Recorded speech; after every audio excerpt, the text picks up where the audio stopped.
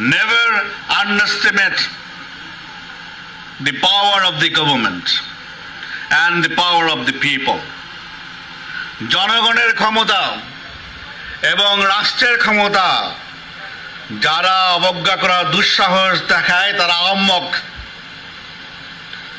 রাষ্ট্রের কাছে এই সমস্ত অপশক্তি, জনগণের কাছে এই সমস্ত অপশক্তি অতি তুচ্ছ। আপনাদের সঙ্গে সহযোগিতা নিয়ে এই যে 1000-2 লোক টোকায় নিয়ে আসবো, আমরা বাড়িতে বাড়ি থেকে টোকায় নিয়ে আসবো, মাটির তলে ঢুকলে সেখান থেকে বের করে নিয়ে আসবো। মোডা বেনজিরের কথাই সত্য হইল, তারে টোকায় ধরে আনা হইতেছে দুবাই থেকে। তবে এই দেখে খুব খুশি হইয়া যায় না, পিকচার কলে আভি বাকি হয় মেরা দোস্ত, ওইটা আমরা আজকে আলাপ করব। যেদিন মোটা বেনজির নিষেধাজ্ঞা পায় ঠিক সেই দিন সকালবেলায় আমি ভিডিও দিছিলাম, এটা যদি দেখে না থাকেন দেখতে পারেন। সে এবং র্যাব যে নিষেধাজ্ঞা পাইতেছে এটা আমার খুবই শক্ত অনুমান ছিল, কারণ যে আন্তর্জাতিক মানবাধিকার সংগঠন এই নিষেধাজ্ঞার জন্য কাজ করতেছিল তার সাথে এই কেস তৈরির একটা ছোট অংশে আমিও কাজ করতেছিলাম সেই সময়। বেনজিরে আর র্যাবে স্যাংশন খাইল, সেই প্রথম আওয়ামী সাম্রাজ্য কাইপায় উঠল, র্যাব কার্যত ঠাসি খেয়ে গেল। এই অর্জনটা বাংলাদেশের জন্য একটা বড় অর্জন। একটা রাষ্ট্রের বল প্রয়োগের ইনস্টিটিউট এত বেশি উদ্ধত হইয়া ওঠে যে তারা মনে করে তাদেরকেও কখনো ধরতে পারবে না। আগে হয়েছে তো তাই। সিরাজ শিকদারকে হত্যা করা সোহরাওয়ার্দীর বডিগার্ডের জল্লাদ এসপি মাহমুদ এখনো বহাল তবিয়তে ডাকাত আছে। দেখেন বেনজিরের সাথে আবার ছবিও চলে, তার স্বাভাবিক মৃত্যু হবে। ফুন্দের আলো দিল্লি স্টার মুক্তিযোদ্ধা পুলিশ অফিসার এসপি মাহবুবরে নিয়ে যুগলবন্দি কলাম লিখবে, ফেসবুকের নিউজ ফিড ভাইসা যাবে তার বীরত্ব গাথায়। কিন্তু সে যে একটা বাটপাট ঠান্ডা মাথার খুনি বাল্যবন্ধু সিরাজ শিকদারকে কাপুরুষের মতো পিছন থেকে গুলি করে মারছে, সেই ইতিহাস কোথাও লেখা থাকবে না। আমি ইউনূস সরকারের আমলে আন্তর্জাতিক অপরাধ ট্রাইব্যুনালে কইছিলাম এই মালরে ধরতে, সিরাজ শিকদার সহ মুজিব আমলের গুম খুনের জন্য রিমান্ডে নিয়ে জিজ্ঞাসাবাদ করতে। আমি কইছিলাম কবে মরে যায় মরে টরে যায়, আগেই নিয়ে 3rd ডিগ্রি দিয়ে দেন। আমারে কওয়া হইলো একটা অভিযোগ লাগবে। মানে 20 কোটি মানুষের দেশে একজন মানুষ নাই যে মুজিব আমলের গুম খুন অত্যাচার নিয়ে, সিরাজ শিকদারের বিচার বহির্ভূত হত্যা নিয়ে অভিযোগ করতে পারবে। যাই হোক, বেনজিরের স্যাংশন থেকে একটা নতুন ট্রেন্ড বাংলাদেশে শুরু হয়েছে, নতুন উদাহরণ, নতুন এক্সাম্পল। মানুষের পক্ষে রাষ্ট্রের দমন পীড়নের মাস্টার মাইন্ডরা সমঝে চলবে। ডিজিএফআই, আর্মি, আরো কিছু খুনি অফিসারকে যদি সুতায় দেওয়া যায়, হাসিনা সহ হাসিনার কিছু মন্ত্রী এমপিরা সাইজ করা যায়, সব ঠান্ডা হয়ে যাবে। তাই এই বেনজির হইতেছে আওয়ামী লীগের হার্ড পাওয়ার। আওয়ামী লীগের সব পাওয়ার আছে কিছু, সেইগুলোরও সাইজ করতে হবে, সেগুলো আরো ডেঞ্জারাস। যেমন এই এনাস আলমগীর, এনাস মানে বুঝেছেন তো, আব্দুল তুষার, নটি, মেহরাফরোজ শাওন, জহুর মামুন, মঞ্জুরুল আলম পান্না, ফজা পাগলা, সবাই যারাই ফ্যাসিবাদের পক্ষে বয়ান উৎপাদন করে যাচ্ছে তাদেরই দৌড়ের উপরে রাখা লাগবে। এখন কইতে পারেন বাংলা লুথার কিং তো আব্দুল তুষারের সাথে লাঞ্চ করে লাঞ্ছিত হয়, হ্যাঁ, এনাস আলমগীররা তো ফোন মারে।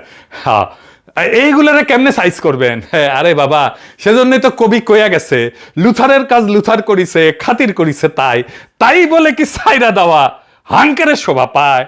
বাংলাদেশ তো এত সহজে শান্ত হবে না। একের পর এক বিক্ষোভ, অভ্যুত্থান, অশান্তি আর বিপ্লবের ঢেউ আসবেই। আমি কয়ে দিতেছি, লিখে রাখেন। বাকশালীদের দাবরানির উপরে কিছুটা হইলে রাখতে পারছিল ইউনূস সরকার, এই বাকশালীদের দাবরানির উপরে রাখবেন, দেখবেন রুলারের মতো সোজা হয়ে গেছে।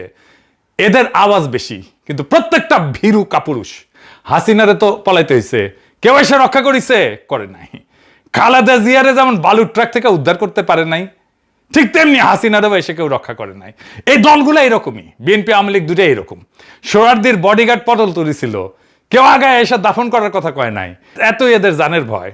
অপারেশন সার্চলাইটে ঢাকায় মাত্র 4 ব্যাটালিয়ন সৈন্য, তাও আবার 4টা ট্যাঙ্ক নিয়ে নামেছিল 25শে মার্চের 1971। সেই যুগে পাকিস্তানি সোলজারদের আমেরিকান আর্মির মতো লট ভর ছিল না, নর্মাল খাকি পোশাক, জিপ, G3 রাইফেল, যেটা দিয়ে কয়েক রাউন্ড ফায়ারিং করতে পলাইছে লীগের সব হেডোমালারা। আর জুলাই যোদ্ধারা উঠছে প্রবল গুলি, সৈন্য আর শক্তির মুখে রণে ভঙ্গ দেয় নাই। এটাই পার্থক্য। ওই শক্তিরে আমরা ঘরে ফিরাইছিলাম, জুলাইয়ের শক্তিরে, কোনো বড় দুর্ঘটনা ছাড়াই। ভাবছিলাম এই জাউড়াগুলা, বাকশালীগুলা ভালো হবে, নিজেদের ভুল বুঝবে, ক্ষমা চাইয়া অনুতাপ করবে। ওরে মা, এগুলা আবার ফস কইয়া ওঠে। এই দেখেন, জাউরা পান্না কয় হেলিকপ্টার দিয়ে কোথায় গুলি করিছে। হেলিকপ্টার দিয়ে গুলি করছে কারা? কোথায় দেখেছেন হেলিকপ্টার দিয়ে রিয়া গুলি গোপরে করেছে? মারছে কে? কোথায় আহাদের দিয়ে- মারছে কে? কোথায় দেখেছে হেলিকপ্টার দিয়ে গুলি করছে? শুনিছেন? শুইনা মনে হয় ঠ্যাং টেংরি ভেঙে দিই। এখন ওরে পাবলিক রাস্তায় গণধোলাই দিলে সেটারে মব আর দঙ্গলবাজি কইয়া সিকিউর পারবে কেউ কেউ। মনে রাখেন, আগামীতে যে যুদ্ধ আসবে সেই যুদ্ধের শুরুতে লীগরে আরো মানসিকভাবে দুর্বল করতে এইরকম কয়েকটা লিগেল লেসপেন্সারের জুতার মালা পরায় ঘোরানো লাগবে, আর পাছায় চাকা কঞ্চিতে চাপ গানো লাগবে। লীগের মরাল সাথে সাথে কোলাপস করবে।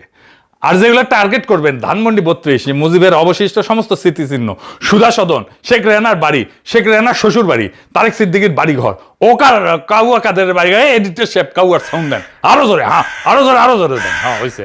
লীগের সব টপ নেতাদের শহর গ্রামের বাড়ি ঘর, লীগের সমস্ত অবশিষ্ট কার্যালয়, অফিস, সুপ্পুর বাড়ি ঘর, মুজিবের বউ পরিবারের নামে সমস্ত স্মৃতিচিহ্ন, স্মারক, বাড়িঘর, জাদুঘর মাটির সাথে মিশাই দিতে হবে। এখন কইতে পারেন আপনি নিজেই তো থামাইছিলেন। হ্যাঁ থামাইছিলাম, হ্যাঁ দেখেন। প্রিয় দেশবাসী, আসসালামু আলাইকুম। শেখ হাসিনা এবং শেখ রেহানা দেশ ছেড়ে পালিয়েছে। জনগণকে অভিনন্দন জানাই, সে তার ক্ষমতা ত্যাগ করেছে এবং এই লড়াইয়ে বিরচিত বিজয় অর্জন করার জন্য। কিন্তু শেখ হাসিনার ক্ষমা নাই, শেখ হাসিনাকে যারা পালাতে সাহায্য করেছে তাদেরও ক্ষমা নাই। শেখ হাসিনার বিচার করতে হবে, আমরা তাকে ফিরিয়ে আনব। জনতা রাজপথে, কোন সামরিক শাসন নয়, কোন জরুরি আইন নয়। সবাইকে আহ্বান জানাচ্ছি, শান্তি শৃঙ্খলা বজায় রাখবেন এবং কোন ধরনের অনভিপ্রেত ঘটনা যেন না ঘটে। শেখ হাসিনার বিদায় হয়েছে, আমরা বাংলাদেশকে নতুন করে গড়ে তুলব। ইনকিলাব জিন্দাবাদ। কথা সত্য, এটা 5ই আগস্ট 2024 সেই সময় থামাইছিলাম। শুধু তাই না, হাসিনা পালানোর পরে 72 ঘন্টায় কি কি ঘটতে পারে সেটাও কয়ে দিছিলাম, কিভাবে শান্ত থাকতে হবে, কিভাবে শান্তি শৃঙ্খলা বজায় রাখতে হবে সেটাও কয়ে দিছিলাম। 17 জুন 2023 সাল, এডিটর সাহেব তারিখটা দেখা দেন। ঠিক 1 বছর আগে হাসিনা পালানোর আমি জানতাম এটা ঘটবে, এক সময় না এক সময় ঘটবে, আজ হোক কাল হোক। আমরা অনেকেই এই বিপ্লব নির্মাণ করেছিলাম এইভাবেই একসাথে। ওই সময় এদের রক্ষা না করলে আপনারা বুঝতেন না এদের সংশোধনের কোনো রাস্তা নাই, এদের মধ্যে বিন্দু মাত্র কোনো অনুশোচনা নাই। বুঝতেন না এদের ডিএনএতে ফ্যাসিবাদ ঢুকে গেছে, এদের সংশোধনের অযোগ্য। যাই হোক, বেনজিরে ফিরে আসি। বেনজিরের কাছে 3টা পাসপোর্ট পাওয়া গেছে মাত্র। আরব আমিরাত, পর্তুগাল আর বাংলাদেশ। 30 সেপ্টেম্বর 2022 পর্যন্ত বাংলাদেশের সরকারি চাকরি করেছে। পর্তুগালে পাসপোর্ট হয় কেমনে? ইউরোপে থাকেন না আপনারা জানেন না কেমনে পাসপোর্ট হয়? সে সরকারি চাকরিতে থাকার টাইমে অ্যাপ্লিকেশন করেছে পাসপোর্টের, তারপরে বাটপারি করেছে। পর্তুগালের তো এখন 10 বছর ধরে থাকতে হয় নাগরিকত্বের আবেদন করার জন্য, কোয়ালিফাই করতে। আগে এটা ছিল 5 বছর, আইনি বসবাস করতে হবে, তারপরে প্রসেসিং টাইম তো আছে, সবচেয়ে দ্রুত হলো 1 বছর। 5 বছর সে আইনি বসবাস করছে কেমনে পর্তুগালে? কেমন বাটপার দেখেন। এটা তো এখন বাংলাদেশ সরকারের পর্তুগালের সাথে বোঝাপড়া করতে হবে, ও কেমনে পর্তুগালের নাগরিকত্ব পায় এটা বাংলাদেশ সরকারকে দেখতে হবে। তো এই বাটপার বেনজির কলে আওয়ামী লীগের হইয়া ষড়যন্ত্র করেছে। 2025 সালে ফেব্রুয়ারিতে এটা ভিডিও ভাইরাল হয়েছিল।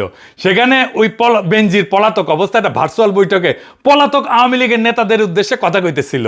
আর কি কইতেছিল আপনারা যখন আওয়ামী লীগ যখন সংগঠিত হবেন তখন পুলিশের উপস্থিতি আপনাদের সামনে থাকবে। শুনেন, আমিও চেষ্টা করতেছি যারা চাকরিতে আছে তাদের সাথে যোগাযোগ করার জন্য, একটা প্ল্যাটফর্ম করার জন্য। যদি এটা করতে পারি ইনশাআল্লাহ আরো সুবিধা পাওয়া যাবে। শুনেছেন? ওই আরো কইছিল বিএনপি এরশাদের আমলে অনেক এমপি পুলিশের ভিতরে নিজেদের লোক ঢুকাইছিল, সেই লোকেরা এখনো পুলিশে আছে এবং রাজনৈতিক অবস্থান নিতে প্রস্তুত। আর কইছিল পুলিশ আর প্রশাসনের 90% নাকি আওয়ামী লীগের সমর্থক। আসলেই তো তাই, হ্যাঁ। এবং তাদের সাথে যোগাযোগ রেখে পরিকল্পনা করা হইতেছে। আসলেই তো ওই কথা তো সত্য। পুলিশ অ্যাসোসিয়েশন তখন তো তীব্র নিন্দা জানাইছিল, কিন্তু কথাটা সত্য। কইছিল তারা যে এটা ষড়যন্ত্র এবং রাষ্ট্রযন্ত্রের সামিল। বুঝেছেন তো? বেনজিরের ওই পরিকল্পনা অনুযায়ী এখন আওয়ামী লীগের মিছিল হচ্ছে আর পুলিশ মিছিল করতে দিচ্ছে। এখন তো তাইলে বেনজিরের বিরুদ্ধে রাষ্ট্রদ্রোহের মামলা করা উচিত লুথার কিং এর সরকারের, ঠিক কিনা কন? তো এই মালে দুবাই কেন পছন্দ এটা জানেন না? আসেন দেখি। দুবাই কোনো বেনজিরের জন্য আকস্মিক কোনো গন্তব্য না, সেটা আগে থেকে গড়ে তোলা আর্থিক ঘাঁটি। দুদক বলছিল বেনজিরের মেজো মেয়ে তাহসিন রাইসার নামে দুবাইয়ে থুনাই এলাকায় একটা অ্যাপার্টমেন্ট আছে, আরো 2টা ব্যাংক হিসাব যেগুলো আদালত অবরুদ্ধ করেছে। এগুলো অবৈধ টাকা পাচার কইরা সম্পদ দিয়া কেনা হয়েছিল। দুবাই বেনজিরে 100 কোটি টাকার হোটেল ব্যবসাও ছিল, ওইখানে ছিল তার টাকার বিছানা। কথিত আছে আর এক গোপালী বাটপার আরাব খান, আসল নাম রবিউল ইসলাম কলে, নাম পাল্টাইছে। 2018 সালে পুলিশের এসবি মামুন ইমরান খান হত্যা মামলার আসামি ছিল। হত্যার পর ইন্ডিয়া পালায় যায়, আরাফ খান নামে ইন্ডিয়ান পাসপোর্ট নেয়, তারপর দুবাই যায়, রাতারাতি কোটি কোটি টাকার স্বর্ণ ব্যবসায়ী হয়ে যায়। 2023 সালে আরব জুয়েলার্সের উদ্বোধনে গেছিল ক্রিকেটার সাকিব আল হাসান, বাটপার, হিরো আলম, অভিনেত্রী দিঘি, আরো অনেকে। অনেকে বলে এই আরব নাকি বেনজিরের টাকায় ব্যবসা করে। বেনজির অবশ্য নিজে কইছে আরব ওরফে রবিউল ওরফে হৃদয় নামে আমি কাউকে চিনিই না। তো তোর আমলে বাটপার পুলিশ খুন করে ইন্ডিয়ান পাসপোর্ট নিয়ে পলাইলো কেমনে রে মাদার বোর্ড? ওই নিজে পালানোর ব্যবস্থা করে দিছে। আর ইন্ডিয়ার পাসপোর্ট কেমনে পায়? ইন্ডিয়ারে কয়া না দিলে। এই দুবাই সেভ হ্যাভেন হয়েছে দুর্বৃত্ত আর বাটপারদের। ইরানের সাথে আমেরিকার শান্তি চুক্তি হইলে দুবাইয়ের অর্থনৈতিক, কূটনৈতিক, রাজনৈতিক গুরুত্ব এমনিতে কমে যাবে। এই দুবাইয়ে কয়েকদিন আগে দেখেছিলাম না সিল করতেছে আওয়ামী লীগের শামীম ওসমান সহ আরো অনেকে। সব কয়টারে ফিরে আনতে হবে। বেনজিরে ফিরে আনার জন্য রেড অ্যালার্ট জারি করেছিল ইউনূস সরকার। ইন্টারপোল এগুলা নিয়ে কিছু করে না, ফেলায় রাখে ফলো আপ ছাড়া। ফলো আপ করেছে কিনা বিএনপি আদৌ এটা নিয়ে তৎপর ছিল কিনা সেটা বোঝা যাবে। সে আসলে ফিরাইতে পারে কিনা, ফিরানোর পরে মানবতা বিরোধী অপরাধের দায়ে অভিযুক্ত করে কিনা। কারণ এখন তার নামে আর্থিক দুর্নীতির মামলাই আছে, শুধু মানবতা বিরোধী অপরাধের কোনো মামলা করলে নাই ওর নামে। দুবাইয়ে থাকা অন্যদের ফিরে আনে কিনা বিএনপি সেটাও দেখার দরকার আছে। বাটপার আরাফ খানের ফিরে আনার দরকার। কার টাকায় সে ব্যবসা করতেছে সেটা জানা দরকার। সে কেমনি ইন্ডিয়ান পাসপোর্ট পাইলো সেটা জানা দরকার। হাদির খুনি ধরা পড়লো না ইন্ডিয়ায়, নিয়ে আসছে তারে আনে নাই। এর মধ্যে তো মমতা হাটে হাড়ি ভেঙে দিছে। অমিত শাহকে উদ্দেশ্য করে কইছেন না কাকে দিয়ে খুন করাইছেন, দেখান এডিটার সাহেব, আবার দেখান ওইটা। টিএফও করতো না। বাংলাদেশ থেকে একটা বড় খুনিকে এসটিএফ অ্যারেস্ট করেছিল জেনে রাখুন, যা নিয়ে বাংলাদেশে অনেক রেভলিউশন হয়েছিল। বাংলায় যখন চলে আসে তখন আমাদের এসটিএফ তাকে ধরে, এটা তাদের ক্রেডিট। তারপরে হোম মিনিস্টার নিজে আমাকে ফোন করে বলছেন आप थोड़ा आपको बंगाल पुलिस को बोल दो ये बात बाहर में नहीं कहने के लिए। দেখেছেন? তারপরে এখন সব চুপ। ওর মানে ফয়সলরা আনবে না ফিরায় বাংলাদেশে। হাদি হত্যার বিচারও হবে না, কারণ কর্তাই এই হত্যাকাণ্ডে জড়িত। ও শহীদ হওয়ার আগেই কয়ে গেছিল আমার হত্যার বিচারটা কইরেন। যে আমাদেরকে গুলি করার আগ পর্যন্ত কোনো কিছুটা আমাদের গায়ে লাগে না। যতক্ষণ না পর্যন্ত বুকে বা মাথায় গুলি চলবে ততক্ষণ পর্যন্ত আমরা কোনো স্ট্রাগল মনে করি না, এবং এক্সট্রা কোনো সিকিউরিটি লাগবে না। শুধু আমাদেরকে যদি কেউ গুলি করে মেরে ফেলে তাকে যেন ধরে বিচার করা হয়। আপনি যদি আজকে আমাকে, জাবেরকে, আমাদের টিমকে মেরে ফেলেন এবং তার যদি বিচার করতে না পারেন তাহলে নতুন কেউ জন্মাবে না। শুধু এই জন্য তার বিচার করে ফেলতে হবে, আর কিছু স্পেশাল সিকিউরিটি লাগবে না। শুনেছেন? কোন ঘটনাকে সরলভাবে বিশ্বাস করবেন না। তো ফয়সল ধরা পড়ার পরে সবাই উল্লাস করেছিল না, কি মহাকাজ হয়ে গেছে, এখন কি হইল? তাই কোনো ঘটনাকে সরলভাবে বিশ্বাস করবেন না। আমি আর একটা ঘটনার উল্লেখ করতেছি, আমি জানি না এর সাথে কোনো যোগাযোগ আছে কিনা, তবে উল্লেখ করে আপনাদের দেখাই দিতেছি। জিনিসটা দেখা দেওয়া দরকার। আসেন সেটা একটু দেখাই। কয়দিন আগে বাংলার লুথার কিং কক্সবাজারে গেছিল না, উঠি রামাদা হোটেলে থাকার কথা ছিল, পরে বাতিল করেছে অবশ্য। এই রামাদা হোটেল কার জানেন? বেনজিরের মতো অভিজাতেরা কখনো নিজের হাতে টাকা ধরে না। হাসিনা যেমন নিজে ধরে না, এস আলম রে দিয়ে ধরায়। বেনজিরেরও একটা ক্যাশিয়ার ছিল, ওরাই সম্পদগুলা ধরে রাখে। এই অদৃশ্য স্তরটাই হইতেছে আসল কাঠামো। বেনজিরের ক্যাশিয়ারের নাম হইতেছে জসিমউদ্দিন আহমেদ, চান্দানাইশের সাবেক উপজেলা চেয়ারম্যান, জেসিকা গ্রুপের ব্যবস্থাপনা পরিচালক। এই জসিমকে একাধিক সংবাদ মাধ্যম বেনজিরের ব্যবসায়িক সহযোগী বা ক্যাশিয়ার হিসেবে চিহ্নিত করেছে। 2024 সালের 4 ডিসেম্বর তাকে ঢাকার লা মেরিডিয়ান হোটেল থেকে একটা মারামারির মামলায় গ্রেপ্তার করা হয়েছিল। 5 আগস্টের পর আটক হয়েছিল। এখন 2025 সালের ডিসেম্বরে বিএনপি এই জসিমকে চট্টগ্রাম 14 চান্দানাই সাতকানিয়া আসনের ধানের শীষে মনোনয়ন দিচ্ছে। তাহলে বুঝেন, বেনজিরের ক্যাশিয়ার এখন বিএনপির এমপি। স্থানীয় বিএনপির নেতাকর্মীরা ক্ষোভে ফেটে পড়ছিল এই সময়। তাদের ভাষায় যেই লোক ফাইজিবাদের সুবিধাভোগী ছিল তার হাতে ধানের শীষ তুলে দেওয়া লজ্জাজনক। আর 2026 সালের 12 ফেব্রুয়ারি নির্বাচনে জসিম জিতে গেল মাত্র 1026 ভোটে, মানে জিতে দেওয়া হইল তারে জোর কইরা। ভোট পাইছিল ৭৬,৪৯৩ ভোট, আর প্রতিদ্বন্দ্বী এলডিবির ওমর ফারুক পাইছিল ৭৫,৪৬৭ ভোট। আর এই জসিমই কক্সবাজারের রামাদা হোটেল দখল করেছে, যেটি থাকার কথা ছিল তারেক রহমানের। এবার জোড়া লাগান পুরা চক্রটা, বুঝেছেন তো? কার কে মারতেছে ধুলায় অন্ধকার, সব রুশনের জায়গায়। তাই বেনজির যে ধরা পড়লো, এটা কি নেগোসিয়েশন? এমন হইতে পারে না যে বেনজিরের টাকা ফুরে গেছে। এটা আর্থিক মামলার দণ্ডর কত, জামিন তো হইতেছে, অনেক আওয়ামী লীগের জামিন হইতেছে, আইভির জামিন হয়েছে, শুনলাম বারাকাতের জামিন হয়েছে, বারাকাত ছিল এটা সোজা হয়েছে। যদি তারে ফিরে না মানবতা বিরোধী অপরাধের দায় বিচার করে, তাহলে আমাদের আনন্দিত হওয়ার কারণ আছে। পলিটিশিয়ানদের বিশ্বাস করেন না, কখনোই না। বাংলাদেশে পলিটিশিয়ানদের বিশ্বাস করে না। ওরা ওদের মুখে এক, অন্তরে এক। তারা যুগ যুগ ধরে পাবলিকরে লেমন জুস ধরাই দিয়ে বোকা বানাইছে। এই গ্রেপ্তার লেমন জুস কিনা সেটা আগামীর ইতিহাস বলে দেবে। সেই পর্যন্ত আমরা একটু অপেক্ষা করি, কারণ पिक्सर अभी बाकी है मेरा दोस्त।